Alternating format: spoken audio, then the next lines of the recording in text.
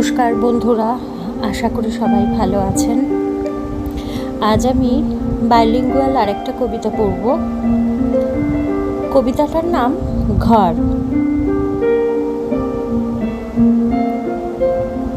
कभी और कहीं मन जब छूते हैं, दिन और रात मन ढूंढते हैं, होते रहते हैं बात जिंदगी के साथ,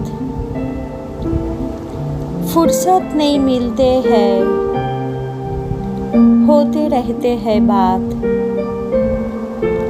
पानी के साथ, पानी मिलाते जाते हैं।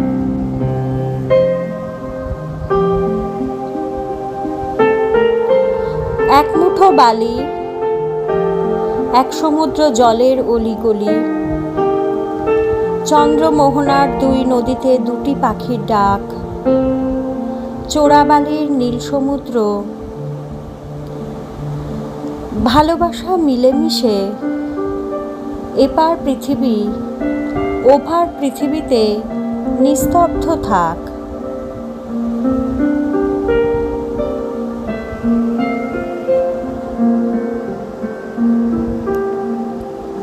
অতীত তার স্মৃতি পিছু ছাড়ে না, অতীত তার হিসেবে বেহিসেবি কথা বলে না। চন্দ্রমোহনার দুই নদীতে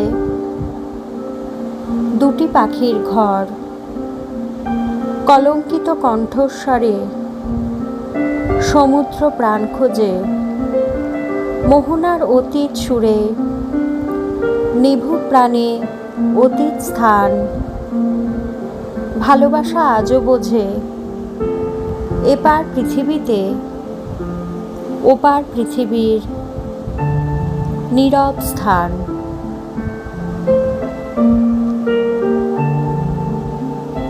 কলমে জয়িতা।